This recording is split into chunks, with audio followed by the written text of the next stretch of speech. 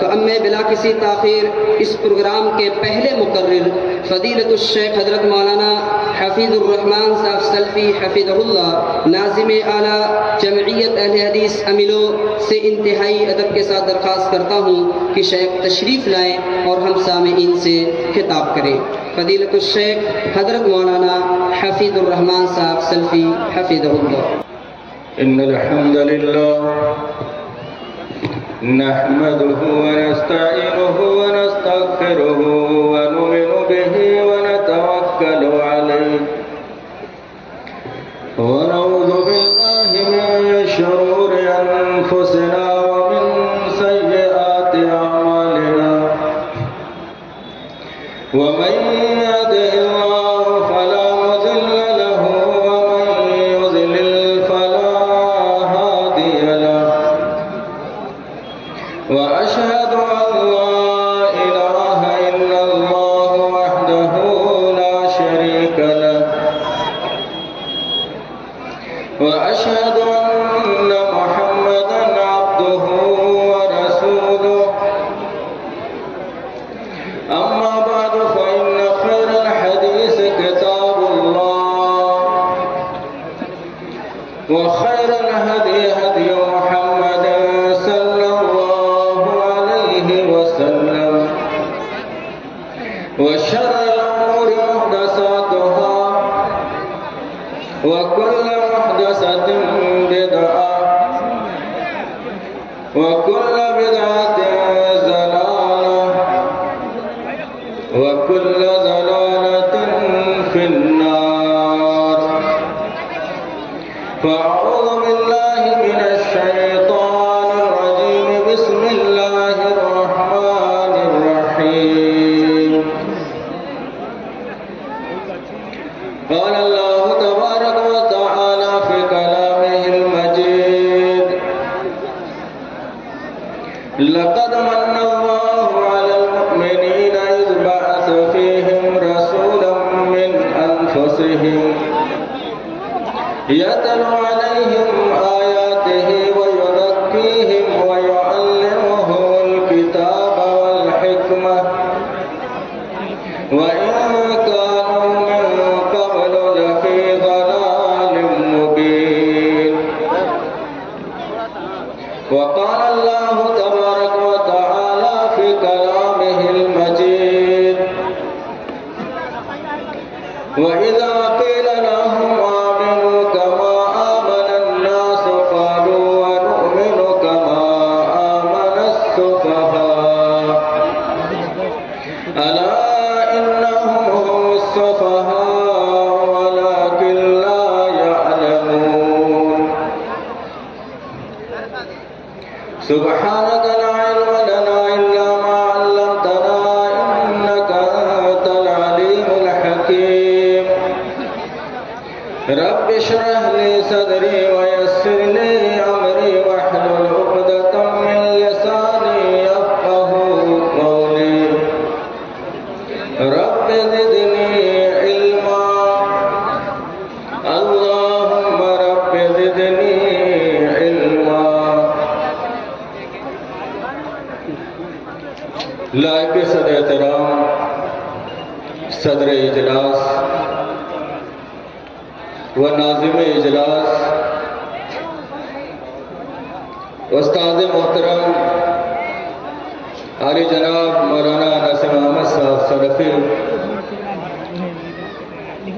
و حافظ و مولانا حافظ شمیم صاحب حفظہ اللہ ضلع جمعیت کے سرپرست عالی جناب مولانا مظہر الحق صاحب مدنی حفظہ اللہ اور امیر ضلع جمعیت دکتور عبدالعزیز مکی حفظہ اللہ، یہ وہ کبار شخصیات ہیں جن کے سامنے مجھ کم علم کو خطاب کا موقع ملا۔ سب سے پہلے میں ان کے سامنے اپنے علمی بے بنیادی کا اعتراف کرتا ہوں اور میں یہ التماس کروں گا کہ دوران تقریر کہیں پر اگر مجھ سے کوئی منہجی غلطی ہو جائے تو انہیں اجازت ہے کہ بعد میں اس کی تائید کر دیں. یہ میرے لیے شرف کی بات ہے. اسٹیج پر بیٹھے ہوئے معزز علماء کرام، بزرگان قوم و ملت، نوجوانان ملت اسلامیہ، گلشن اسلام کے طیور خوشنما پیارے بچوں اور پردہ نشین خواتین اسلام، سب سے پہلے تعریف و توصیف، کبریائی اور بڑائی، افضلیت اور بزرگی اس اللہ رب العالمین کے لیے لائق و زیبا اور سزاوار ہے جو اس کائنات کا خالق و مالک، رازق اور پالنہار ہے.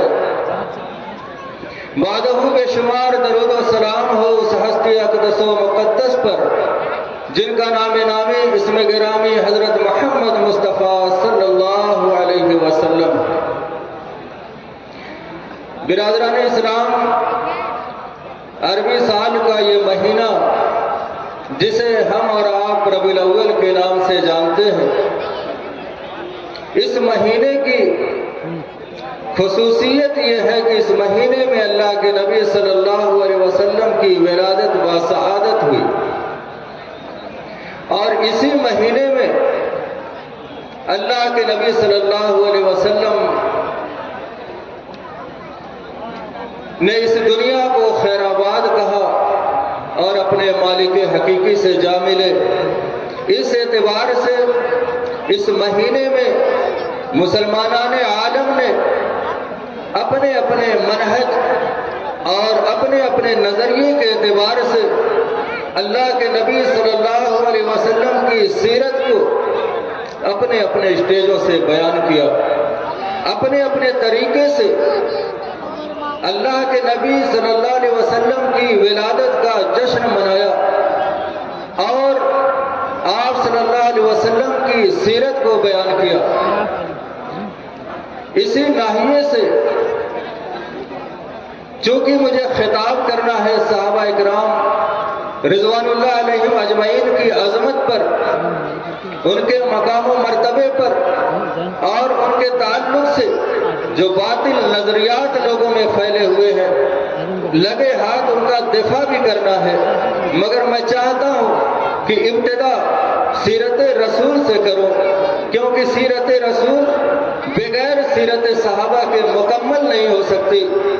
اسی ضمن میں آیت کریمہ میں نے آپ کے سامنے تلاوت کی. اس سے قبل تمہیداً میں عرض کر دوں کہ اللہ رب العالمین نے جو ہر چیز کا خالق ہے، آسمان کو پیدا کیا تو اللہ نے احسان نہیں جتلایا، اتنی بڑی لمبی چوڑی زمین کو پیدا کیا تو اللہ نے احسان نہیں جتلایا، اتھاہ سمندروں کو اللہ نے بنایا تو اللہ نے احسان نہیں جتلایا. انسانوں کے فائدے کے لیے کائنات میں مختلف چیزیں اللہ نے خلق کی، مگر کسی بھی چیز کی خلقت پر اللہ نے احسان نہیں جتلایا. مگر جب رسول معظم حضرت محمد صلی اللہ علیہ وسلم کو مبعوث فرمایا اور جب آپ کو نبوت سے سرفراز کیا، جب آپ کو رسالت کے عہدے پر فائز کیا، تب اللہ تبارک و تعالی نے بباغ دہن احسان جتلایا اور آیت کریمہ کے اندر فرمایا لقد من اللہ علی المؤمنین اذ بعث فیہم رسولا من انفسہم، کہ البتہ تحقیق کی اللہ تبارک و تعالی نے مومنوں پر احسان کیا ہے کہ انہیں میں سے ایک رسول کو ان کی طرف مبعوث فرمایا، یتلو علیہم آیاتہ، جو ان پر قرآن کی آیتیں تلاوت کرتا ہے، ویزکیہم، اور ان کے نفس کا تزکیہ فرماتا ہے، ویعلمہم الکتاب والحکمہ، اور ان کو کتاب اور حکمت کی باتیں سکھاتا ہے. وَإِنْ كَانُوا مِنْ قَبْلُ لَفِي ضَلَالٍ مُبِينٍ، اگرچہ وہ لوگ اس سے پہلے کھلی ہوئی گمراہی میں تھے. تو اللہ تبارک و تعالیٰ نے ساری کائنات کے اندر ہر چیز کو پیدا کرنے کے بعد کبھی انسانوں پر کبھی کسی پر احسان نہیں جتایا، مگر جب نبی کو رسول بنا کر بھیجا تو اللہ نے احسان جتایا. اس لیے کہ اللہ کے نبی صلی اللہ علیہ وسلم اس کائنات میں ہم انسانوں کے لیے اللہ کی سب سے بڑی نعمت ہے. اللہ کے نبی صلی اللہ علیہ وسلم اللہ کی طرف سے ہم انسانوں کے لیے سب سے بڑا انعام ہے. اس اعتبار سے ہمیں اللہ کے رسول سے بے پناہ محبت ہونی چاہیے، اور یقیناً ہر مسلمان کو اللہ کے نبی سے محبت ہے، اور اتنی محبت ہے کہ اگر وہ جان جائے کہ کوئی نبی کے خلاف کوئی بات کہتا ہے تو چاہے کتنا بھی بے عمل ہو وہ میدان میں نکل آتا ہے کہ نبی کے گستاخ کو میں کوئی ایسی سزا دوں گا کہ اس سے پہلے کسی نے ایسی سزا نہیں دی ہوگی. مگر انسانیت کا درس دینے والے محسن انسانیت اللہ کے نبی صلی اللہ علیہ وسلم نے ہمیشہ اپنے صحابہ کی ایسی تربیت کی جس کے اندر سنجیدگی تھی، جس کے اندر متانت تھی، جس کے اندر سوجھ بوجھ تھی. جذباتیت سے ہمیشہ اپنی امت کو اللہ کے نبی نے دور رکھا. اسی آیت کے ضمن میں جو ایک لفظ ہے وَيُزَكِّيهِمْ کہ اللہ کے نبی صلی اللہ علیہ وسلم ان کا تزکیہ فرماتے تھے. کن کا تزکیہ فرماتے تھے؟ جس جماعت کا تذکرہ ہے انہی کو ہم اور آپ صحابہ کرام رضوان اللہ علیہم اجمعین کے نام سے جانتے ہیں. اللہ کے نبی صلی اللہ علیہ وسلم نے مکہ کی وادی میں جب نبوت کا اعلان کیا، جب رسالت کا اعلان کیا تو چاروں طرف سے دشمنان اسلام آپ کے اوپر ٹوٹ پڑے. آپ کی دعوت پر لبیک کہنے والے جب آگے بڑھے، ابتدا میں غریب غربا مسکین آگے بڑھے، اور انہوں نے جب اسلام کو اپنے گلے سے لگایا تو دشمنان اسلام نے ان پر ظلم و ستم کے پہاڑ توڑنا شروع کر دیا، ان کو طرح طرح سے ستانے لگے. مگر مسلمان ابتدائی اسلام کے اندر جس طریقے کی اذیت کا انہوں نے سامنا کیا، مگر جب نبی کا کلمہ پڑھ لیا تو کوئی بھی پیچھے نہیں پلٹا، کوئی بھی نعوذ باللہ مرتد نہیں ہوا. سب نے نبی اکرم صلی اللہ علیہ وسلم کے ساتھ رہ کر ہر ظلم کو برداشت کیا، مگر کسی نے بھی ذرہ برابر بہکنے کا ان کے دل میں شائبہ بھی پیدا نہیں ہوا.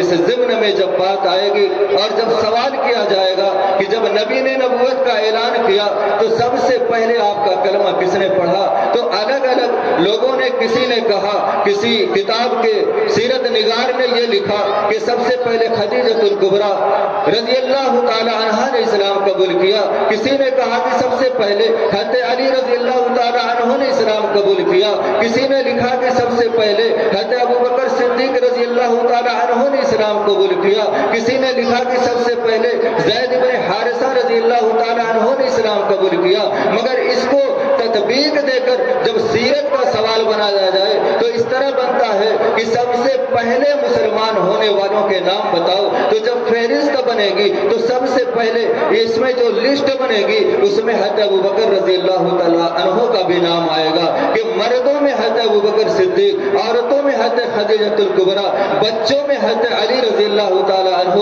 اور غلاموں میں حضرت زید بن حارثہ رضی اللہ تعالیٰ عنہ مسلمان ہوئے.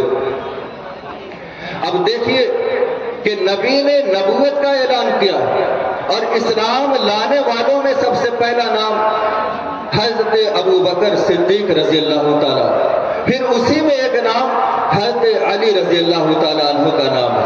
اب بہت سارے سیرت نگار اور بہت سارے وائز اور مقرر جب سیرت بیان کرتے ہیں کہ اسلام کیسے پھیلا، اللہ کے نبی پر اسلام لانے والے کون لوگ تھے، تو وہ جب بیان کرتے ہیں تو اس بیان سے، اس سیرت نگاری سے حضرت ابو بکر رضی اللہ تعالیٰ عنہ کا نام نکالنے کی کوشش کرتے ہیں.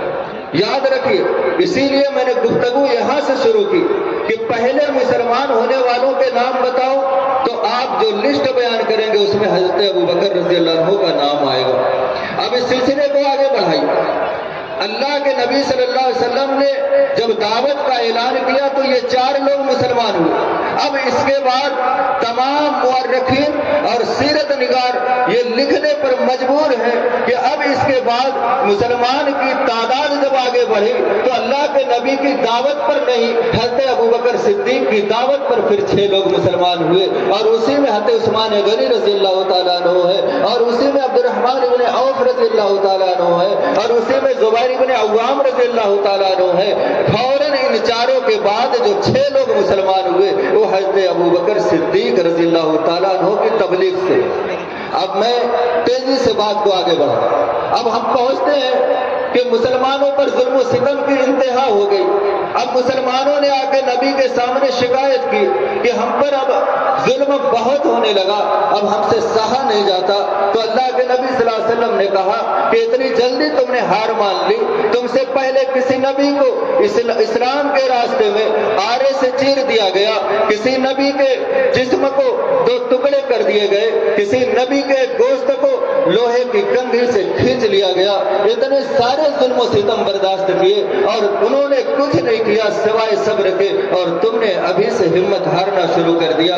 تاریخ دان لکھتے ہیں, سیرت نگار لکھتے ہیں کہ اس کے بعد پھر کبھی صحابہ نے اپنی زبان پر حرف شکایت نہیں لائے, کبھی پھر نبی سے شکایت نہیں کی, پھر ہمیشہ مشق ستم بننے کے لیے آمادہ ہو گئے. کسی کو رسیوں میں باندھ کر مکے کے اوباس لڑکے اور ریت پر گرم زمین پر کھینچ رہے ہیں, کسی کو گرم کوئلے پر لٹایا جا رہا ہے. خواتین کی بات آئے تو حضرت سمیہ رضی اللہ تعالیٰ عنہ کے جسم کے 2 ٹکڑے کر دیے گئے, کبھی کسی نے نبی سے شکایت نہیں کی. ہر ظلم کو برداشت کیا, جام شہادت کو نوش کیا, اور سب وفات کے وقت ہنستے مسکراتے اس دنیا سے چلے گئے. قتل کرنے والے پچھتاتے رہ گئے کہ ہم نے ان کو مارا تو ان کو رونا چاہیے تھا, معافیاں مانگنی چاہیے تھی, ان کو گڑگڑانا چاہیے تھا, ان کو اپنے مذہب سے بدل جانا چاہیے تھا, مگر وہ سب ترس گئے. کسی نے ایک گھونٹ پانی بھی کافروں سے نہیں مانگا, سب نے جام شہادت نوش کیا, شہید ہو گئے اور دنیا سے چلے گئے, اپنے جسموں کے ٹکڑے کروا لیے, مگر کسی نے رحم کی بھیک نہیں.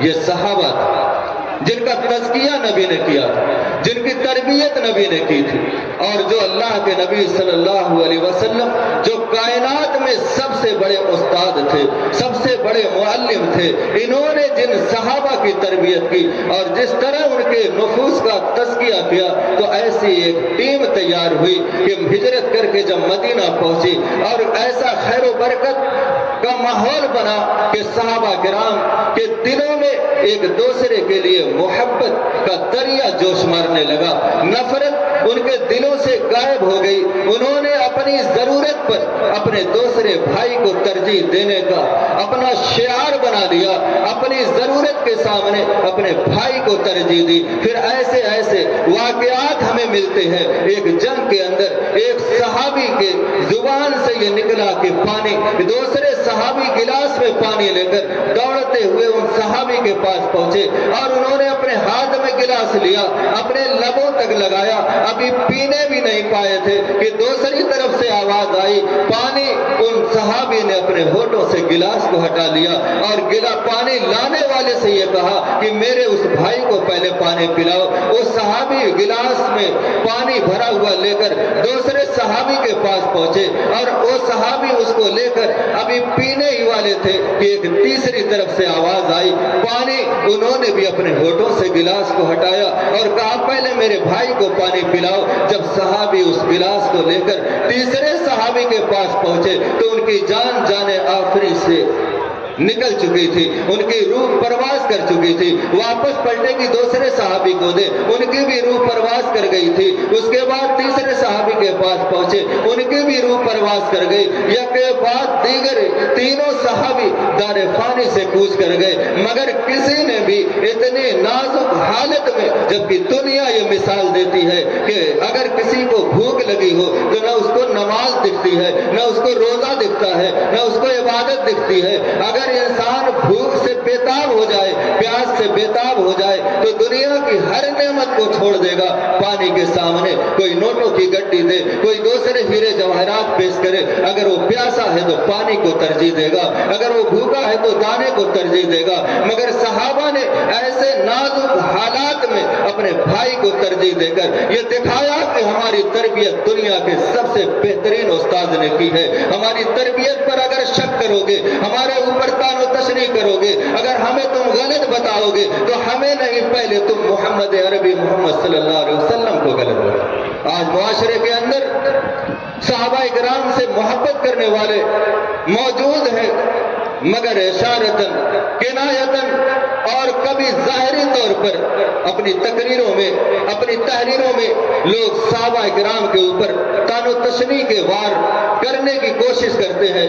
آج کے اس تقریر اور اس پروگرام کے اندر میں چاہوں گا کہ صحابہ کی عظمت پہلے قرآن سے پھر واقعات کی روشنی میں آپ کے سامنے رکھوں، تاکہ دنیا والے جب بھی کسی صحابی پر زبان درازی کی کوشش کرے تو یہ سوچ لے کہیں اس رات کے صبح ہونے سے پہلے، یہ رات مکمل ہونے سے پہلے اس کی زندگی ختم نہ ہو جائے، اس کے ساتھ کوئی حادثہ نہ ہو جائے، اس کے دل میں خوف پیدا ہو جائے۔ کوشش میں یہ کروں گا کہ یہ بتانے کی اور یہ جتانے کی کوشش کروں گا کہ ہر گستاخ پیغمبر کے ساتھ ہر گستاخ صحابہ کے دل میں ایک خوف پیدا ہو جائے کہ وہ اپنی زبان کو کسی قسم کے نازیبا الفاظ سے ملوث کرنے سے پہلے کچھ دیر یہ سوچے۔ سب سے پہلے آئیے ہم دیکھتے ہیں کہ صحابہ کرام کی حمایت میں، صحابہ کرام کے دفاع میں سب سے پہلے کون بولا؟ قرآن مقدس ہم میں سے اکثر لوگ تلاوت کرنے والے، پڑھا لکھا مجمع، اس علاقے میں تعلیم کا نظم و نسق بہتر ہے، مثال دی جاتی ہے۔ اکثر و بیشتر لوگ قرآن پڑھے ہوئے ہیں۔ سورہ بقرہ جب دوسرا صفحہ آپ الٹیں گے تو اس پر ایک آیت ہے، وَإِذَا قِيلَ لَهُمْ آمِنُوا كَمَا آمَنَ النَّاسُ قَالُوا أَنُؤْمِنُ كَمَا آمَنَ السُّفَهَاءُ قَالُوا كَمَا اللہ تبارک و تعالیٰ نے فرمایا کہ وَإِذَا قِيلَ لَهُمْ کہ جب ان سے کہا جاتا ہے کہ تم ایمان لاؤ، آمنو ایمان لاؤ، ویسے کما آمن الناس جیسا کہ لوگ ایمان لائے۔ مفسرین یہاں الناس سے مراد صحابہ کرام کی جماعت کو لکھتے، یعنی جیسے صحابہ ایمان لائے ویسے تم ایمان لاؤ۔ تو مکے کے کافر کیا کہتے تھے؟ ان کا جملہ اللہ نے نقل کیا، قالو ان لوگوں نے کہا، انؤمنو کیا ہم ویسے ایمان لائیں، کما آمن السفہاء جیسا کہ یہ لوگ ایمان لائے ہیں۔ کون لوگ؟ انہوں نے بے وقوف کہا، آمن السفہاء جیسا کہ یہ بے وقوف لوگ ایمان لائے۔ تو کافروں نے جب صحابہ کو بے وقوف کہا تو اللہ نے فوراً ان کا دفاع کیا اور کہا، الا انہم ہم السفہاء، سن لو کہ بے وقوف یہ نہیں، بے وقوف تم ہو۔ الا انہم ہم السفہاء، یقیناً یہ لوگ بے وقوف ہیں۔ تو سب سے پہلے صحابہ کو بے وقوف کہنے والوں کو بے وقوف اللہ تبارک و تعالیٰ نے کہا۔ تو صحابہ کا دفاع سب سے پہلے اللہ تعالیٰ نے کیا۔ اور اب اگر کوئی قرآن کو مانتا ہے، قرآن کو پڑھتا ہے، قرآن پر ایمان رکھتا ہے تو یہ ترجمہ لے کر کے جائے، اپنے علماء کے لکھے ہوئے ترجمے کو پڑھے اور اپنے گریبان میں جھانک کر کے دیکھے کہ کبھی بھی کسی نے اگر کسی صحابی کو برا بھلا کہا ہے تو توبہ کر لے، استغفار کر لے، اپنے نظریے سے رجوع کر لے، اس لیے کہ اللہ رب العالمین اس کو بے وقوف کہتا ہے۔ تو کون یہ برداشت کرے گا؟ اگر دوستوں میں سے کوئی کسی کو بیوقوف کہہ دے تو لڑنے مرنے کے لیے تیار ہو جائے گا۔ اگر اللہ رب العالمین کسی کو بیوقوف کہے تو اس سے بڑی بدبختی کیا ہوگی؟ لہذا یہ آیت ہمیں آئینہ دکھاتی ہے۔ ہمیں سوچنا چاہیے کہ ہم صحابہ کے خلاف اپنی زبان کو کبھی بھی نازیبا الفاظ سے ملوث کرنے کی جرأت نہ کریں۔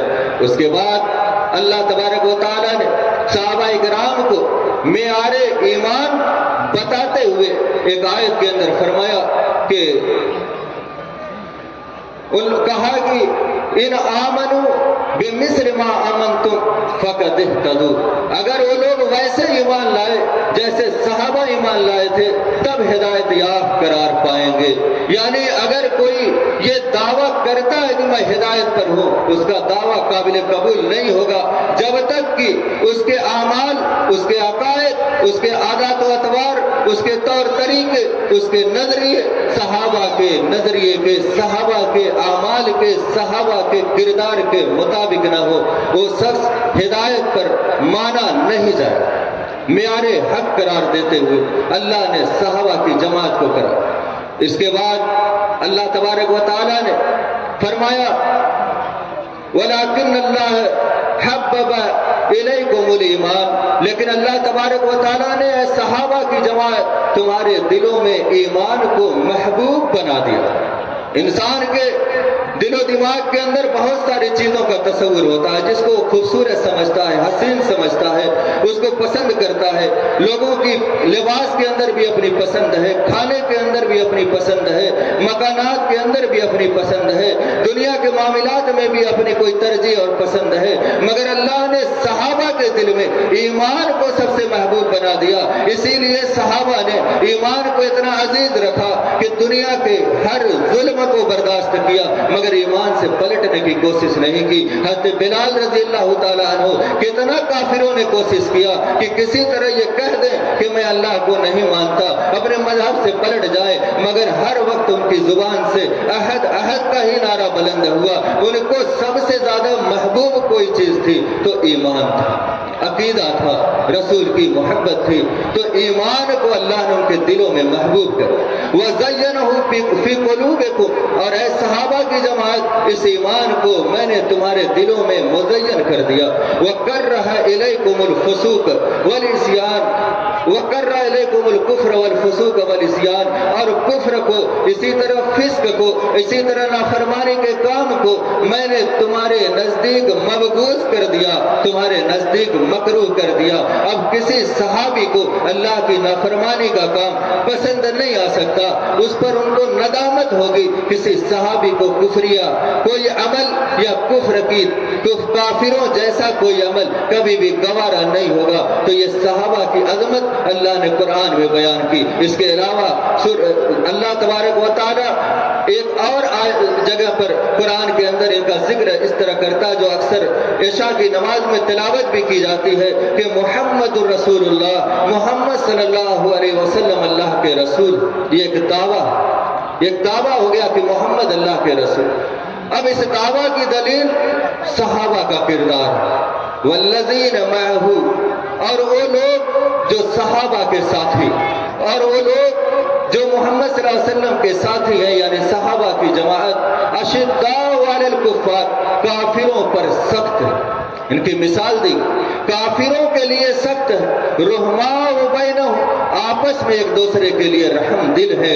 इसके बरअक्स आज मुआशरे में मुसलमानों का मामला यह है कि आपस में एक दूसरे के लिए सख्त है और गैरों के लिए बड़े रहम दिल, बड़े नरम दिल। उनको दावत देकर उनको बेहतरीन तरीके से मदऊ किया जाता है, उनके सामने सैल्यूट किया जाता है, उनके सामने अपनी बेबसी दिखाई जाती है, उनको अपना मसीहा माना जाता है, उनको अपना निजात दहंदा मानने की कोशिश की जाती है। मगर यहाँ सहाबा की शान बताई गई कि ये आपस में एक दूसरे के लिए बहुत ही रहमदिल है, मगर दूसरों के लिए बड़े सख्त है। जंग बदर के अंदर मुसलमानों को फतह नसीब हुई है। मुसलमानों ने 70 कैदियों को मार डाला है और 70 कैदियों को, 70 काफिरों को कैदी बनाकर लाए हैं। कैद होकर के काफिरों लोग मुसलमानों के पास है, उनका मसला आया जब मशवरे के अंदर अल्लाह के नबी सल्लल्लाहु अलैहि वसल्लम ने हज़रत अबू बकर सिद्दीक से मशवरा किया, अरे अबू बकर सिद्दीक बताओ कि इन काफिरों के साथ क्या सलूक किया जाए। हज़रत अबू बकर सिद्दीक रज़ियल्लाहु ताला अन्हु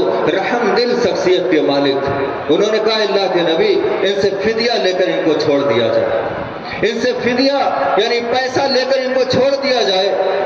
उसके बाद हज़रत अबू बकर रज़ियल्लाहु अन्हु के मशवरे को सुनने के बाद हज़रत उमर फारूक की तरफ मुतवज्जह हुए और कहा, इब्न खत्ताब बताओ तुम्हारी क्या राय है इन काफिर कैदियों के बारे में। हज़रत उमर खत्ताब रज़ियल्लाहु ताला अन्हु ने क्या कहा, अशिद्दाउ अलल कुफ़ार।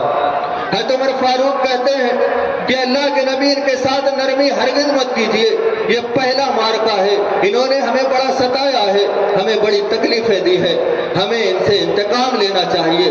अल्लाह के नबी, मेरे अजीज को मेरे हवाले कीजिए, मैं उसका सर कलम कर दूं। अली के अजीज को, यानी जो उनके भाई अकील इब्न अबी तालिब, सीरत निगारों ने लिखा उस वक्त मुसलमान नहीं हुए थे, कहा अकील को अली के हवाले करो, अली उसकी गर्दन मारे। हमजा के हवाले उसके किसी अजीज को करो, उसकी गर्दन हमजा मारे। ऐसी जारहाना गुफ्तगू की हज़रत उमर फारूक ने और ये दिखाया कि हम काफिरों के लिए सख्त है। मगर अल्लाह के नबी खुद भी रहमतुल लिल आलमीन बन करके आए थे। आपके दिल के अंदर भी रहमत का दरिया जोश मारता था। आप हमेशा آسانی والے مسئلے کو اختیار کرتے تھے، آپ نے حضرت ابو بکر رضی اللہ عنہ کے مشورے کو ترجیح دی اور فدیہ لے کر چھوڑ دیا۔ اس کے بعد آیت اتری، اللہ نے تائید کی کہ عمر کا مشورہ صحیح تھا، اگر پہلے سے میرا فیصلہ سبقت نہ کر گیا ہوتا، یعنی اس سے پہلے آیت گزر چکی تھی کہ کافروں کے ساتھ احسان کرو یا فدیہ لے کر چھوڑ دو، تو اگر یہ سبقت کلمہ نہ کر گیا ہوتا، یہ قانون پہلے نہ بن گیا ہوتا، تو آج عمر کے مشورے کو نہ ماننے کی وجہ سے تمہارے اوپر عذاب آیا۔ تو کافروں کے لیے صحابہ کرام سخت تھے، مگر آپس میں ایک دوسرے کے لیے رحیم تھے، ایک دوسرے کے لیے نرم دل تھے۔ اس کے بعد اللہ تبارک و تعالیٰ نے ان کی صفت بیان کی، رحماء بینہم تراہم رکعا سجدا یبتغون فضلا من اللہ ورضوانا۔ تم ان کی زندگی کو اگر دیکھو گے تو کبھی رکوع میں پاؤ گے، کبھی سجدے میں پاؤ گے، ان کے پیشانیوں پر سجدوں کے نشانات پاؤ گے، یعنی ان کی زندگی میں عبادت ہی عبادت ہے، ریاضت ہی ریاضت ہے، اور یہ جتنے بھی عمل کرتے ہیں اللہ رب العالمین کی خوشنودی کے لیے کرتے ہیں، اللہ کی رضا کے لیے کرتے ہیں۔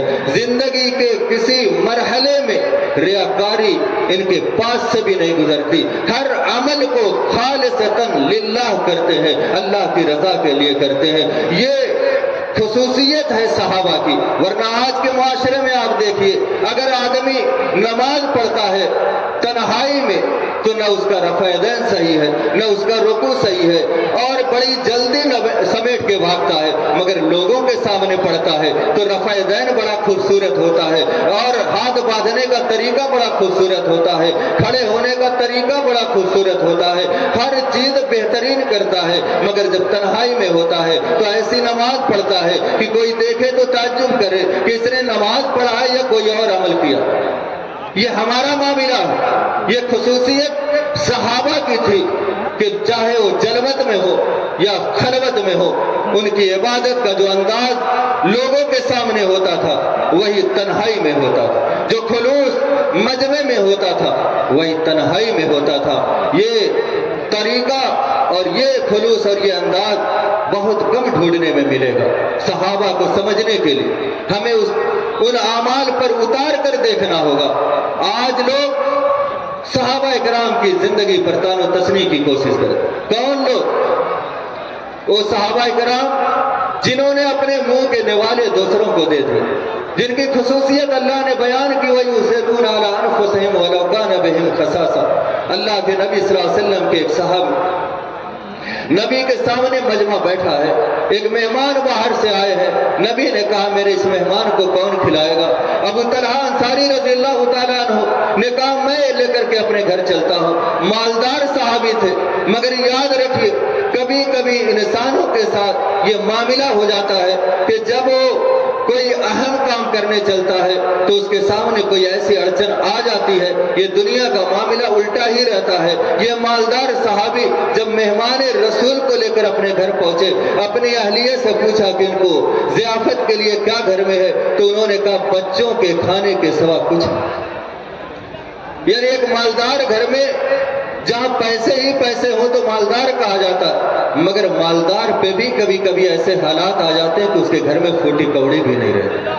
حضرت ابو طلحہ انصاری جب گھر پہنچے تو اتنا کھانا نہیں تھا کہ بچے بھی کھا لیں، ان کی اہلیہ بھی کھا لیں، وہ بھی کھا لیں اور مہمان بھی کھا لیں۔ بیوی نے بتایا کہ صرف اتنا کھانا ہے کہ ہمارے بچے کھا سکیں۔ تو کیا کہا انہوں نے کہ تم اپنے بچوں کو پہلا پھسلا کر سلا دو اور ان کے حصے کا کھانا مہمان رسول کو کھلا دو۔ یہ تربیت یافتہ ہیں اللہ کے رسول کی، اللہ کے رسول نے ان کی تربیت کی۔ ان کو برا کہنے سے پہلے یہ سوچنا ہوگا کہ نبی کی تربیت پہ آ جاتا۔ ابو طلحہ انصاری رضی اللہ تعالیٰ عنہ نے کہا اپنے بچوں کو پہلا پھسلا کر سلا دو اور کھانا لا کر مہمان کے سامنے رکھ دو، میں بھی ان کے ساتھ بیٹھوں گا کھانے کے لیے، تم کسی بہانے سے چراغ کو بجھا دینا اور میں اپنے منہ کو ایسے حرکت دوں گا گویا کہ میں بھی کھاتا ہوں، لیکن حقیقت میں کھانا نہیں کھا رہا ہوں گا۔ اور ان کی بیوی نے کسی بہانے سے چراغ کو بجھایا، مہمان کھانا کھانے لگے، ان کے ساتھ ابو طلحہ انصاری बुखारी रजी अल्लाह ताला अन्हु अपने मुंह को हरकत देने लगे, अपने हाथ को प्लेट से उठाकर अपने मुंह तक लेकर जाने लगे, मगर प्लेट से खाना नहीं, खाली हाथ मुंह तक जाता था और मेहमान ने शिकम सैर होकर के खा लिया। फजर की नमाज में पहुंचे, अल्लाह के नबी मुस्कुराए और कहा तुम्हारे इस अमल पे अल्लाह खुश होकर मुस्कुराया कि तुमने मेहमान रसूल को खिलाया, अपने बच्चों को भूखा सुला दिया। ऐसी तरबियत याफ्ता शख्सियत को और ऐसी जमात को लोग आज बुरा कहने के लिए और उनके ऊपर तानो तशनी करने के लिए किस जुर्अत के साथ जुबानें खोलते हैं, कैसे उनके दिल में लर्जा तारी नहीं होता, कैसे उनके दिल में खौफ पैदा नहीं होता। मेरे भाइयों, ये बड़ा नाजुक मसला है, ये किसी मजहब, किसी मनहज, किसी मसलब का मसला नहीं है। हर शख्स का दावा है कि हमें रसूल से मोहब्बत है, तो मोहब्बत रसूल कभी भी कामिल नहीं हो सकती अगर असहाबे रसूल से मोहब्बत न हो। अगर असहाबे रसूल से मोहब्बत न हो तो मोहब्बत रसूल कामिल नहीं हो। ये खाम ख्याली है। अगर कोई ये सोचता है कि मैंने रसूल से मोहब्बत कर लिया, ये काफी है। लोग आज नबी की जुल्फों से मोहब्बत की बात करते हैं। आप देखिए दुनिया में कितनी जगह पर ऐसे मकामात मिलेंगे जहां लोग दावा करेंगे कि रसूल का मुँह मुबारक है। कितनी जगह आपको मिलेंगी जहां दावा करेंगे कि रसूल का कदम है, कदम रसूल है। कितनी जगह हैं जहां रसूल के जमाने की कोई चीज तबर्रुक के नाम पे रखी होगी और लोग वहां पर भीड़ लगाते हो, जबकि कोई हकीकत और तहकीक नहीं है इन चीजों की। मगर असहाबे रसूल और उनकी सीरत, उनकी तारीख किताबों में मौजूद है और क़यामत तक वही हमारे लिए मनहज है। उन्हीं के तरीके पर हमें चलना है, उन्हीं की समझ से शरीयत को समझना है और उन्हीं के तर्ज पर रसूल से मोहब्बत करना है और उन्हीं को मनहज बना के हमें जिंदगी गुजारनी है। उनसे मोहब्बत नबी से जैसी सहाबा ने की, जिस तरीके से की, जैसे उनको माना, वैसे ही हमें मानना है। और अगर किसी ने अपने अंदाज से नबी से मोहब्बत की, अपने तरीके से नबी को मानने की कोशिश की, तो उसकी मोहब्बत का और उसके मानने का कोई एतबार नहीं हो। ये समझ लें। इसलिए मैं गैर जानिबदाराना तौर पर, बगैर किसी मसलक की तअस्सुब की बिना एक फिक्र देने की कोशिश करता हूं कि जब रसूल से इतनी मोहब्बत है कि एक बेअमल शख्स भी जान देने के लिए तैयार है, मगर नबी के ऊपर आंच आने के लिए उसको गवारा नहीं है कि नबी के ऊपर आंच आ जाए, नबी के बारे में कोई बुराई कर दे, नबी की शान में कोई गुस्ताखी कर दे।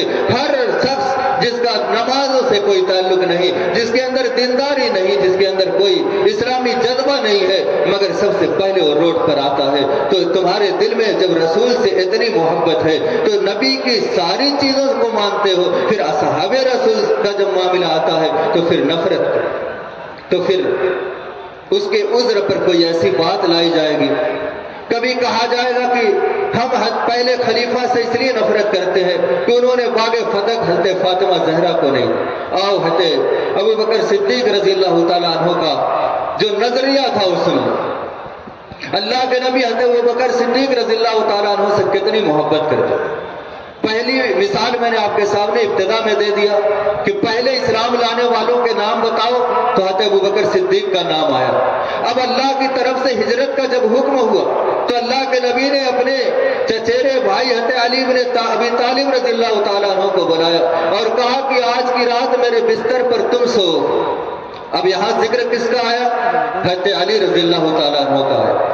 अब अल्लाह के नबी सल्लल्लाहु अलैहि वसल्लम ने कहा तुम मेरे बिस्तर पे सोना और जब कल सुबह उठना तो जितनी अमानतें हैं कुफार और मुशरिकीन की, जो मुझे सादिक और अमीन कहते थे, अपनी अमानत मेरे पास रखते थे, मुझे सच्चा कहते थे, मगर जब मैंने नबूवत का ऐलान किया तो मुझे झुटलाया, मुझे अमानतदार भी कहा और फिर मेरी सदाकत का इतराफ भी नहीं किया, मुझे नबी भी नहीं माना। ये अमानतें सुबह में उनको लौटा देना। लिखने वालों ने लिखा कि अली बिस्तरे रसूल पे तुम्हें नींद कैसी है? कहा कि जैसी नींद उस रात मुझे आई उससे पहले कभी वैसी नींद नहीं आई। कहा ऐसा क्यों? तुम तो तलवारों के साए में थे, काफिरों ने नबी के घर को घेरा था, तुम्हें यह डर नहीं था कि कहीं नबी को समझकर तुम्हें न कत्ल कर दे? तो कहा कि नहीं, नबी का ये जुमला मेरे लिए काफी था कि नबी ने कहा कि कल ये अमानत काफिरों को लौटाना और मेरे पास आना, ये इस बात का ऐलान था कि तुम्हारा बाल बेका नहीं होगा, तुम जिंदा रहोगे, तुम्हें कोई मार नहीं पाए। नबी का ये कहना, ये ऐलान था कि तुम्हें कुछ नहीं। اس لیے کہ امانت بھی بانٹنا، لوٹ کے رسول کے پاس ہجرت کر کے بھی جانا ہے۔ اب سوال میں مجمع سے کروں گا کہ اللہ کے نبی نے حضرت علی کو بستر رسول یعنی اپنے بستر پہ لیٹا اور کہاں گئے؟ پنجم 5 تک پڑھے ہوئے بہت سارے لوگ ہیں، چمن اسلام سب نے پڑھا ہوگا۔ اللہ کے نبی کہاں گئے؟ حضرت ابو بکر صدیق رضی اللہ تعالیٰ عنہ کے گھر۔ بستر رسول پہ حضرت علی لیٹے، صبح ہوئی، کافروں نے انتظار کرتے کرتے دیر ہو گئی، تو کسی آنے والے نے بتایا کہ کس کا انتظار ہے؟ کہا کہ محمد صلی اللہ علیہ وسلم کو نعوذ باللہ قتل کے ارادے سے ہم نے گھر کو گھیرا ہے۔ کہا کہ تم کہاں کی سوچ رہے ہو؟ محمد صلی اللہ علیہ وسلم تو اپنے ساتھی کے ساتھ کہاں نکل گئے؟ تب اپنے منہ کو لٹکا کر گھر میں گھسے اور حضرت علی کو طعن و تشنیع کرنے لگے، ان کے چہرے پہ تماچا مارا، ان کو لے کر کے سین حرم کی طرف جانے لگے۔ یہ پہلا تماچا اسلام کی راہ میں حضرت علی رضی اللہ تعالیٰ عنہ کے چہرے پر پڑا۔ مگر آؤ، سیرت مکمل نہیں ہوئی، چلو ابو بکر صدیق کے گھر پہ چلو۔ جب ابو جہل نے پوچھا کہ تمہارے ساتھی محمد صلی اللہ علیہ وسلم کہاں گئے، تمہارے نبی کہاں گئے، تو حضرت علی نے کچھ نہیں بتایا۔ ابو جہل نے کہا چلو ابو بکر کے گھر، وہیں گئے ہوں گے۔ کافروں کو بھی پتا تھا کہ نبی کا قریبی کون ہے، نبی کا حمایتی کون ہے، اور گرے وقت میں نبی کے ساتھ رہنے والا کون ہے، کسی نے بتایا نہیں تھا۔ اپنے سے اپنے ساتھیوں کو لے کر پہنچا حضرت ابو بکر کے دربار میں، حضرت ابو بکر کے گھر پہ آواز دی۔ حضرت اسماء بنت ابی بکر رضی اللہ تعالیٰ عنہ گھر میں سے نکلی، کہا کہاں ہے محمد صلی اللہ علیہ وسلم، کہاں ہے تمہارا باپ ابو بکر صدیق؟ کہا کہ مجھے معلوم نہیں ہے۔ اور تاریخ لکھنے والوں نے، سیرت لکھنے والوں نے لکھا ہے کہ ابو جہل نے تماچا مارا حضرت اسماء بنت ابی بکر کے کان پہ، جس کی ضرب کی تاب نہ لا کر ان کے کان سے کان کی بالی زمین پہ گر گئی۔ تم سیرت بیان کرتے ہو کہ بستر رسول پہ علی لیٹے ہیں اور ابو بکر کا نام چھوڑتے ہو۔ دیکھو تماچا حضرت علی کے چہرے پہ لگا ہے، تو حضرت علی کے فوراً بعد حضرت اسماء بنت ابی بکر کے چہرے پر بھی تماچا لگا ہے۔ اور خواتین اسلام کا بھی یہاں پر انتظام ہے، وہ بھی تقریر کو سن رہی ہے، وہ اپنے حصے کو دیکھیں کہ پہلا سوال جو میں نے تقریر کے شروع میں کیا کہ پہلے اسلام لانے والوں کے نام بتاؤ، تو خدیجہ الکبریٰ ایک عورت کا نام آیا۔ اور جب اسلام کے راستے میں تماچے کھانے کا جب ذکر آیا تو پہلی حضرت علی کا ذکر ایک مرد کا آیا، تو فوراً اسماء بنت ابی بکر ایک عورت کا بھی نام آیا۔ جتنا حصہ مردوں کا اس شریعت میں ہے، اتنا حصہ ان عورتوں کا بھی اس شریعت میں ہے۔ اسلام کی اشاعت کے لیے، اس کی تابناکی کے لیے، اس کی بڑھاوا دینے کے لیے ہر قدم پر مردوں کے شانہ بشانہ خواتین کا بھی حصہ رہا ہے۔ مگر آج خواتین کے اندر کتنی بے غیرتی پیدا ہو گئی ہے، بے حیائی کس قدر بڑھ رہی ہے، اور خواتین کے اندر کس طرح بے دینی آ رہی ہے۔ یہ ایک فکر ان کو بھی میں دینا چاہتا ہوں کہ خواتین کو بھی اپنے اندر غیرت پیدا کرنے کی ضرورت ہے۔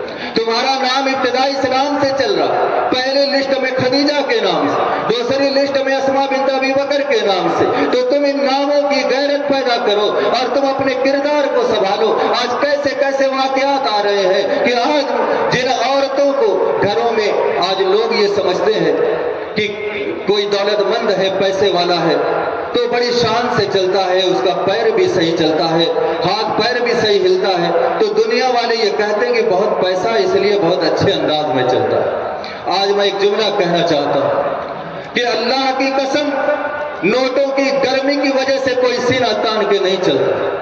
سینہ تان کے کوئی بھائی، کوئی باپ اس وقت چلتا ہے جب گھروں کے اندر خواتین، چاہے ماں کی شکل میں ہو، بیٹی کی شکل میں ہو، بہن کی شکل میں ہو، جب وہ عزت و آبرو کے ساتھ زندگی گزارتی ہے، تب اس کا بھائی سینہ تان کے چلتا ہے، تب اس کا باپ سینہ تان کے چلتا ہے۔ دولت کی گرمی سے کوئی سینہ تان کے نہیں چلتا ہے۔ عورتوں کی غیرت اور ان کی حیا کا لحاظ کر کے جب وہ زندگی گزارتی ہیں تب چلتا ہے، ورنہ کنٹلوں کی بوریوں کو چشمے زدن میں ایک جھٹکے سے پھینک دینے والا بھائی جب اس کی بہن کوئی غلط قدم اٹھاتی ہے تو 100 گرام بھی اپنے آپ کو محسوس نہیں کرتا، اپنے سر کو جھکا کے چلتا ہے، نظریں بچا کے چلتا ہے، کسی سے بولنے کی جرات نہیں کرتا، باہر نکلنے کی جرات نہیں کرتا ہے۔ وہ بغیر غیرت ہی ہوگا جو پھر بھی سینہ تان کے چلے۔ تو عورتوں یہ समझ लो कि तुम्हारे भाइयों का सर, तुम्हारे बाप का सर, तुम्हारे घर वालों मर्दों का सर जो तुम्हारे घरों के अंदर मर्द की हैसियत से है, उनके सर उसी वक्त तक उठे हैं जब तक तुम गैरतमंद जिंदगी गुजारोगी, दीनदाराना जिंदगी गुजारोगी। और जब तुम हाया बाख्ता हो जाओगी और बेलगाम हो जाओगी, भाइयों की परवाह नहीं करोगी, तो तुम्हारे भाइयों की ताकत और तुम्हारे भाइयों की दौलत ये उनको कभी सर उठा के चलने नहीं देगी। इसलिए जलसे को मेले का रंग देकर आने का जो लोग आजकल मिजाज बनाए हुए हैं कि चलो भीड़ जमाए हम भी चलते हैं, तकरीरें सुन लेते हैं और बाद में नंबर दे देते हैं कि पहले वाले मौलाना ने अच्छी तकरीर नहीं की, बाद वाले मौलाना ने अच्छी तकरीर की। मुसलमानों याद रखो, आज जितनी भी जालिम हुकूमत हमारे ऊपर हावी है, ये जितने हालात हमारे खिलाफ है और जिस तरीके से हमारे हर चीज हमारे हाथों से छिनती चली जा रही है, इन सारी चीजों के पीछे हम हुकूमत को दोष दें, हम गैरों को दोष दें, ये सब खाम ख्याली है। हकीकत में हमारे आमाल हैं जिन्होंने हम पर जालिम हुक्मरानों को मुसल्लत किया है और हमें कल तक हमारे सामने जो हाथ जोड़ के निकलते थे आज हमें आंखें दिखाते हैं। ये कहीं ना कहीं हमारी अमली इन्हितात की सजा है, हमारे घरों के अंदर मस्तूर खवातीन की दीनी पस्ती की सजा है। जिन घरों से फजर से पहले खवातीन उठती थी, आज बेगैरती इतनी बड़ी है कि मर्द पहले उठते हैं, औरतें बाद में उठती हैं। अरे कोई गैर मुस्लिम औरत भी ये गवारा नहीं करेगी अपने भाई के सामने वो बाथरूम के अंदर जाए, अपने बाप के सामने बाथरूम के अंदर जाए, वो शर्म महसूस करती है। वो लोग मर्दों के उठने से पहले अपनी जरूरियात से फारिग, इसको भी हया के खिलाफ है। मगर आज हमारे घरों में देखिए मर्द पहले उठते हैं, औरतें बाद में उठती। कैसे घरों में बरकत होगी, कैसे हमारे कारोबार चलेंगे? आज रोना है कसाद बाजारी का, मंदी का। ये किस वजह से? ये हमारे अमाल की सजा है। घर पे बरकत सुबह के अंदर होती। अल्लाह के नबी ने दुआ किया, अल्लाह मुबारक ले उम्मती फी बुकूरिहा, अल्लाह मेरी उम्मत की सुबह में बरकत दे। सुबह तो हमने रात बना दी, रात को हमने दिन बना दिया, बरकतें कैसे हो? हमारी मार्केट में हमारे कारोबार कैसे चमकेंगे? सारे निजाम तो हमने बदल दिए। आज ऐसा के बाद जल्दी सोना, सुबह जल्दी उठना, ये गैरों ने ये शियार अपनाया तो उनके घरों में बरकत है। अगर आज आप देखें कि हमारे लोग अगर कोई कारोबार खोल के बैठ जाए करोड़ों रुपया लगाकर, एक महीने के बाद पता चलता कि दुकान बंद हो गई, फायदा नहीं। और अगर गैरों में का कोई आदमी अगर बकरी की मैगनी भी लाके बेचने बैठ जाए, एक घंटे के बाद वो बिक जाती। लोग उसको हीरे मोती समझ के खरीदते, कोयले को छूले सोना हो जाता।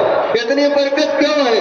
आप जाओ उनके इलाकों में ईशा के बाद सारे बिस्तरों पे चले जाए, और आज भी इतनी गैरत उनके अंदर बाकी है कि इस्लाम ने मुसलमान औरतों को हिजाब का हुक्म दिया। उनकी औरतें घूंघट काट के अपने चेहरों को छुपा के जाती, रास्तों से गुजरती, निकाब नहीं लगाया मगर घूंघट से अपने चेहरे को छुपाया और ये दिखाया कि इस हया हमारे इंटरनल मेमोरी में।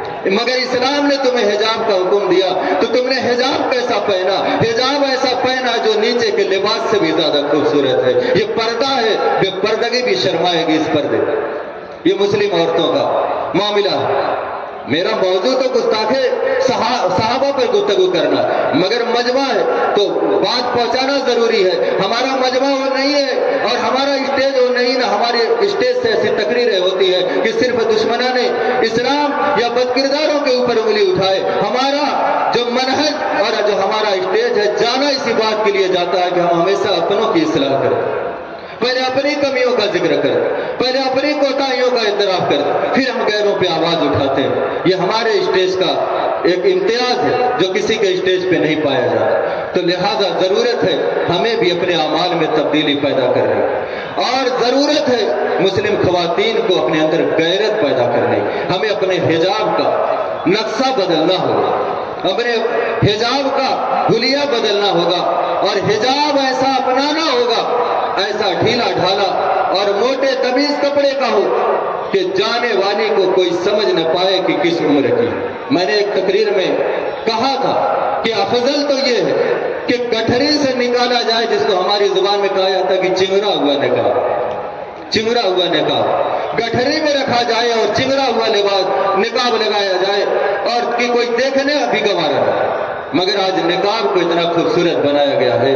تو جب ہم اپنی ساری خواہشات کو پوری کریں اور دعویٰ کریں کہ ہم بڑے نیک ہیں اور ہم بڑے ماننے والے اسلام کے، یہ سارے دعوے ہماری زندگی میں کسی قسم کی خیر و برکت کا ضامن نہیں ہے. لہذا ضرورت ہے کہ ہم صحابہ اکرام سے محبت کرنے والے ہیں، ان کے منہج کو ماننے والے ہیں، ان کے فہم سے اپنی شریعت کو سمجھتے ہیں، ان کے طریقے سے ہٹنا بھی گوارا نہیں کرتے، تو ہمیں ہر چیز میں ان کو اسوہ اور نمونہ بنانا ہے.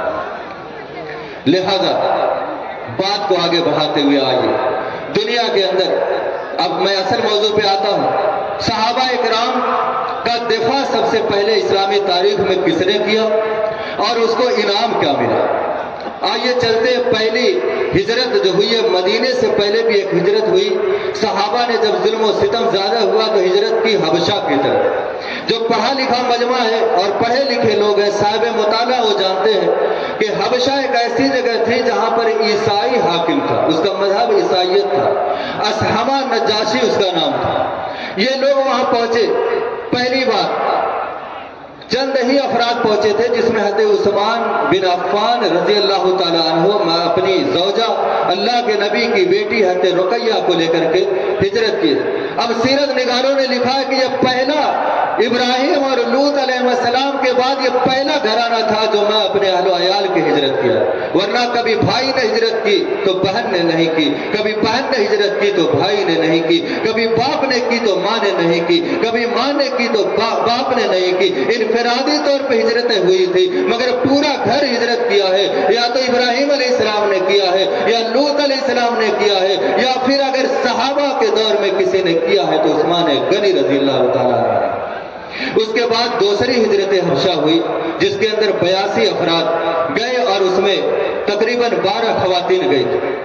اب جب یہ ہجرت ہوئی اور وہاں پہنچے، اس کی قیادت کی ذمہ داری تھی حضرت جعفر بن ابی طالب رضی اللہ تعالیٰ عنہ کو، جنہیں جعفر طیار رضی اللہ تعالیٰ عنہ کہا جاتا ہے. یہ حضرت علی رضی اللہ تعالیٰ عنہ کے سگے بھائی.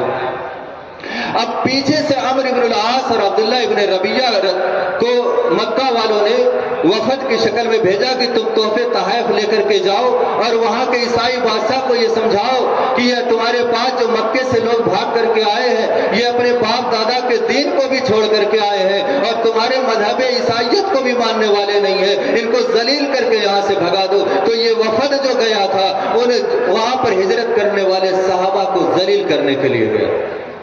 اب جب یہ لوگ وہاں پہنچے تو پہلے اسامہ نجاشی سے ملاقات نہیں کی، پہلے اس کے حواریوں اور مواریوں سے ملاقات. سیرت نگاروں نے ان کو بطریق لکھا. بطریق، بے تو رے یہ بڑا کاف. بطریقوں سے ملاقات کی، ان کے حواریوں مواریوں سے ملاقات، اور سب بیش قیمت تحائف ان کو دے دیے. اور ان کو جیسے رشوت چلتی ہے آج کے دور میں، موٹی رقم میز کے نیچے سے پکڑا کے اپنا الو سیدھا کیا. تو پہلے ان کے حواری مواریوں کو پیسہ پھینک کے خریدنے کی کوشش، اور کہا کہ کل دربار میں جب ہم ان کے خلاف بولیں گے تو تم لوگ ہماری تائید کر دینا کہ ہاں یہ اصول کے خلاف ہے کہ اپنے باپ دادا کا دین چھوڑ کر تمہارے شہر میں آئے ہیں، انہیں واپس کر دو، ہم انہیں لینے کے لیے آئے ہیں. اگلے دن جب یہ لوگ دربار میں پہنچے تو یہ بیان کیا کہ ہمارے یہاں سے کچھ لوگ آئے ہیں آپ کے ہاں، آپ نے ان کو پناہ دی ہے، آپ ان کو نکال دیجئے. انہوں نے اپنے باپ دادا کے دین کو چھوڑا ہے، چھوڑ کر بھاگ کر کے آئے ہیں، اور اسی کے ساتھ ساتھ انہوں نے آپ کے مذہب کو بھی تسلیم نہیں کیا ہے. ان کا ایک نیا ہی مذہب ہے، عجیب مذہب لے کر کے آئے ہیں. بادشاہ جو اسامہ نجاشی تھا، عادل بادشاہ تھا، سوجھ بوجھ والا بادشاہ تھا، اس نے کہا میں صرف تمہاری بات سن کر فیصلہ نہیں کروں گا. کہا کہ جو مہمان آئے ان کو بلاؤ. بلایا گیا. کہا تم میں سے امیر کون ہے؟ تم میں سے قیادت کرنے والا کون ہے؟ تم ان وفد کا سردار کون ہے؟ حضرت جعفر بن ابی طالب اسلام کے پہلے مقرر بن کر کے آگے بڑھے اور کہا کہ میں ان کی نمائندگی کرتا ہوں. کہا کہ بتاؤ تمہارا معاملہ کیا ہے؟ کہا کہ ہاں اے بادشاہ، مکے کے اندر ہم جہالت کی زندگی گزار رہے تھے، بتوں کی پوجا کر رہے تھے، شراب نوشی کر رہے تھے، بچیوں کو زندہ دفن کر رہے تھے، مگر ان تمام حالات میں اللہ نے ہمیں میں سے ایک رسول بھیجا اب میں اس کا ترجمہ کر دوں کہ ہم انسانوں میں سے ایک انسان رسول بھیجا، بشر کے اندر ایک بشر رسول بھیجا جس نے ہمارا تزکیہ کیا، ہمیں اچھی باتیں بتائیں، اللہ کی عبادت کی طرف مائل کیا، بندوں کو بندوں کی غلامی سے نکال کر آزاد کیا، اور ہمیں ایک اللہ کی عبادت کا حکم دیا، شرک سے منع کیا، امانت داری کا درس دیا، صداقت کا درس دیا، ہر اچھی باتیں ہمیں بتائی، ہم نے اس کی بات پر لبیک کہا، اس کے کلمے کو پڑھ لیا، اور اتنا جب ہم نے اس کی بات کو مان لیا تو پھر شاعر کی زبان میں کہ بس اتنی بات پہ ناراض ہیں آنکھیاں ہم سے، بجھا چراغ جو دیکھا تو روشنی کر دی، یہ سارے لوگ ہم پر ظلم کرنے لگے۔ جب ظلم کی تاب ہم نہیں لائے تو ہم نے سنا کہ حبش کے اندر ایک بادشاہ ہے جو عادل ہے، تو ہم نے آپ کو ترجیح دی دوسری حکومتوں پر، ہم آپ کے پاس آئے اس امید سے کہ آپ ہمارے ساتھ انصاف کریں گے، ہم پر ظلم نہیں ہوگا، اس لیے ہم آئے۔ تو اسما نجاشی نے کہا کہ وہ نبی کیا تمہیں بتاتا ہے کوئی آیت اور کوئی آسمانی ندا بھی اس کے پاس ہے؟ کہا ہاں۔ تو کہا پڑھ کے سناؤ۔ سورہ مریم کی ابتدائی آیت حضرت جعفر طیار رضی اللہ تعالیٰ عنہ نے پڑھ کے سنایا۔ اس کے بعد لکھنے والوں نے لکھا ہے کہ اسما نجاشی کی آنکھوں سے آنسو روا، اتنا رویا کہ اس کی داڑھی تر ہو گئی۔ وہ تمام بطریق جو پہلے تحفہ میز کے نیچے سے لے چکے تھے رشوت، وہ سب روتے روتے نڈھال ہو گئے۔ اس کے بعد اسما نجاشی نے ایک تنکا اٹھایا اور کہا کہ تم نے جو حضرت اللہ کے نبی کی اور محمد صلی اللہ علیہ وسلم کی جو بات بتائی ہے، اس تنکے سے زیادہ، اس تنکے کے برابر بھی اس میں فرق نہیں ہے، اور اس کے پاس وہی کلام آیا ہے جو عیسیٰ علیہ السلام پر آیا تھا۔ اور اس کے بعد کہا کہ اے لوگوں، یہ جو مکے سے آئے ہیں ان کے پیچھے، ان کو ذلیل کرنے، ان کو یہاں سے بھگا دو، ان کے تحفے واپس کر دو، اور یہ اعلان کر دو پوری ریاست کے اندر کہ جو بھی ان مکے سے آنے والے مسلمانوں کو برا بھلا کہے گا، گالی گلوچ کرے گا، میں اس کے اوپر تاوان لاگو کروں۔ یہ پہلا عیسائی شخص ہے، مسلمان نہیں، کوئی کافر نہیں، یہ عیسائی تھا جس نے صحابہ کی حمایت میں آواز اٹھائی اور تاوان لگایا صحابہ کو گالی دینے والے پر۔ تو دیکھو انعام کیا ملا، یہ بات بیان کر کے میں بات کو ختم کروں گا۔ انعام یہ ملا کہ اسما نجاشی کا انتقال حبش کے اندر ہوا، اور حضرت جبریل نے خبر اللہ کے نبی کو مدینے مسجد نبوی میں دی، اور اس کے بعد اللہ کے نبی نے صحابہ کے درمیان اعلان کیا کہ تمہارے بھائی اور تم پر احسان کرنے والے اسما نجاشی کا انتقال ہو گیا ہے، اس کی غائبانہ جنازہ ادا کی جائے گا۔ انعام کیا ملا؟ اسلام کی تاریخ میں سب سے پہلا جنازہ غائبانہ کسی کا پڑھا گیا، اسما نجاشی کا پڑھا گیا۔ یہ کس بات کا انعام تھا کہ دیار غیر میں ایک غیر جگہ پر سب سے بہتر نبی اس کا غائبانہ جنازہ پڑھ رہا ہے، یہ انعام ملا تھا صحابہ کا دفاع کرنے پر۔ لہذا آج کے مسلمان کا اولین فریضہ یہ ہونا چاہیے کہ وہ صحابہ کی عزت کرتا ہے تو ان کا دفاع بھی کرنا سیکھے، اور جو لوگ کھلے عام صحابہ کے اوپر آواز اٹھانے کی کوشش کرتے ہیں ان کے خلاف اقدام کرنے کی کوشش کرے، مشورہ کرے، ان کی زبانوں کو روکنے کی کوشش کرے، ورنہ پھر وہ دن دور نہیں ہے کہ اگر ہم اپنے ماں باپ کو گالی دینے والوں سے تو لڑتے ہیں، مگر ان صحابہ جن کے برہنِ ملت ہم تھے، جن کے احسان تلے ہم دبے ہیں کہ ہم نے اسلام کو پایا تو انہی کی وجہ سے پایا، ان کے اوپر طعن و تشنیع کو برداشت کریں گے، اللہ کی رحمت کبھی ہمیں حاصل نہیں ہوگی۔ آخر میں اللہ سے دعا کے بارے ہم تمام مسلمانوں کو اپنے حفظ و امان میں رکھ، اور ہمیں اللہ کے رسول کی محبت کے ساتھ ساتھ اللہ کے رسول صلی اللہ علیہ وسلم کے نیک برگزیدہ اور مخلص صحابہ کی عزت اور محبت کو اپنے دل میں جگہ دینے کی کوشش کرنے کی توفیق عطا فرما، اور اے اللہ ہمیں صحابہ کا دفاع کرنے کی توفیق عطا فرما۔ بارے اللہ ہم تمام مسلمانوں کو اتحاد و اتفاق کے ساتھ رہنے کی توفیق عطا فرما۔ وآخر دعوانا الحمدللہ رب العالمین، والسلام علیکم۔ ماشاءاللہ۔